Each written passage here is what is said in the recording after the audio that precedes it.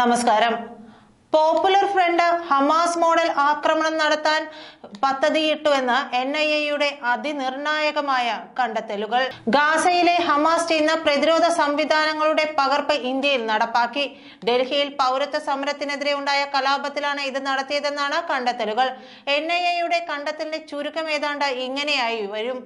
CAA വിരുദ്ധ പ്രക്ഷോഭത്തിന്റെ മറവിൽ 2020 ഫെബ്രുവരിയിൽ വടക്കു കിഴക്കൻ ഡൽഹിയിൽ നടന്ന കലാപം പോപ്പുലർ ഫ്രണ്ടിന്റെ ഹമാസ് മോഡൽ പരീക്ഷണമായിരുന്നു.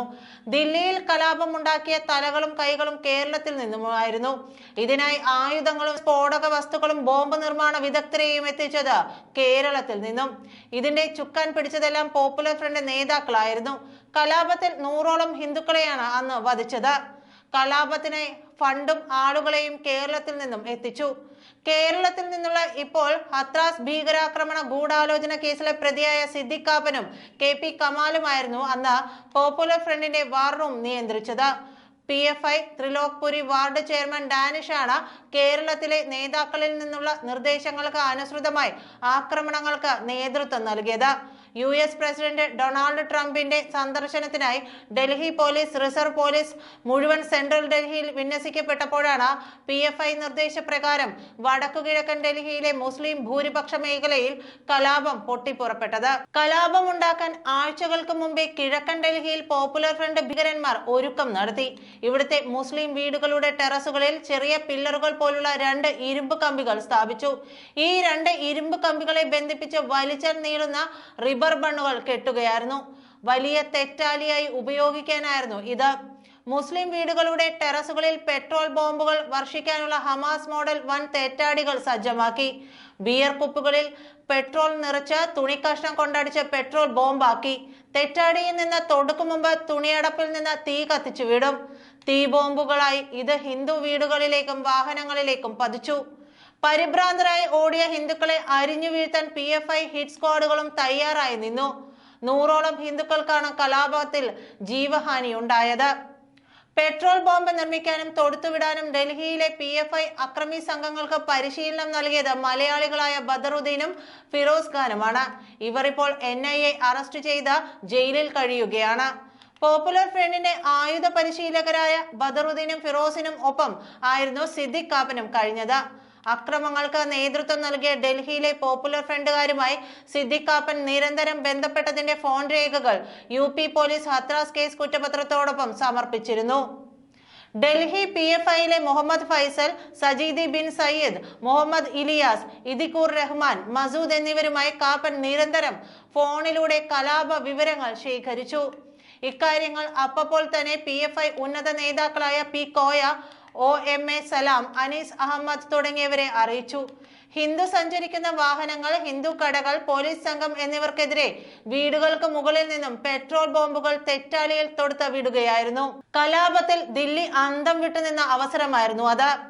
കലാപത്തിൽ ദില്ലി അന്തം വിട്ടുനിന്ന സമയമായിരുന്നു അത്. കലാപം അടിച്ചമർത്താൻ പോലീസിന് സാധിക്കാതെ വന്നിരുന്നു.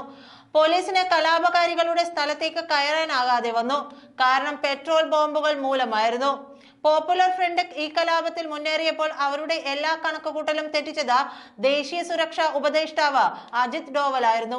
ദില്ലി പോലീസിന് ചെല്ലാൻ പറ്റാത്ത ഇടത്തേക്ക് അന്ന് അജിത് ഡോവൽ ഇടിച്ചു കയറുകയായിരുന്നു. കലാപകാരികളുടെ സങ്കേതത്തിലേക്ക് അജിത് ഡോവലും സംഘവും നേരിട്ട് ഇരച്ചു കയറി. കൂടാതെ ഒപ്പം പോലീസ് നടപടികളും ഹിന്ദു വിഭാഗത്തിന്റെ പ്രത്യാക്രമണവുമാണ് PFI കണക്കുകൂട്ടൽ തെറ്റിച്ചത്. തുടർന്ന് വടക്കു കിഴക്കൻ ഡൽഹിയിൽ നിന്ന് മുസ്ലിങ്ങളുടെ കൂട്ടപലായനം നടന്നു. തെറ്റാലിയിൽ ബോംബുകൾ സ്ഥാപിച്ച വീടുകൾ കണ്ടെത്തി തകർത്തു. ഇത്തരം മുസ്ലിങ്ങൾ എല്ലാം വന്ന് പലായനം ചെയ്തു.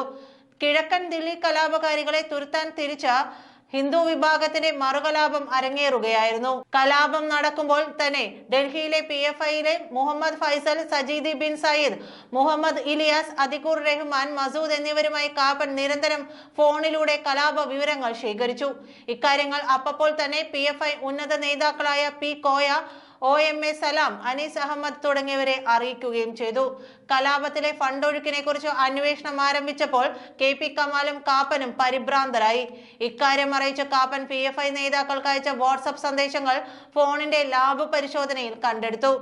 ഡൽഹി കലാപ കേസുകളിൽ ഉൾപ്പെട്ടവർക്ക് നിയമസഹായം നൽകാൻ PFI കാപ്പനെ രംഗത്തിറക്കി. ഇതിനായി PFI പോഷക സംഘടനയായ NCHROയുടെ കോർഡിനേറ്ററായി നിയമിച്ചു.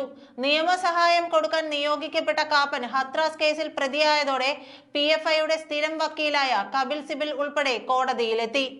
ആരാണ് കപിൽ സിബലിന് ഫീസ് നൽകിയത്? മിനിറ്റിന് ലക്ഷങ്ങളും ഒരു സിറ്റിംഗിന് 15 ലക്ഷവും ഫീസ് വാക്കുന്ന കപിൽ സിബൽ എങ്ങനെ ഭീകരവാദ കേസ് പ്രതികൾക്ക് വേണ്ടി ഹാജരായി? ആരാണ് ഫീസ് നൽകിയത്? ഇതെല്ലാം അന്വേഷണത്തിന്റെ പരിധിയിലാണ്. ദില്ലി കലാപം തന്നെ ആസൂത്രണം ചെയ്തത് പോപ്പുലർ ഫ്രണ്ടുകാർ കേരളത്തിൽ നിന്നും മഞ്ചേരിയിലെ ഗ്രീൻ വാലി ക്യാമ്പിൽ നിന്നുമായിരുന്നു എന്നെല്ലാം NIA പിന്നീട് കണ്ടെത്തുകയായിരുന്നു.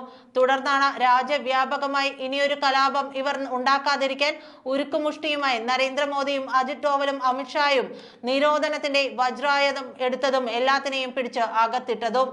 നന്ദി.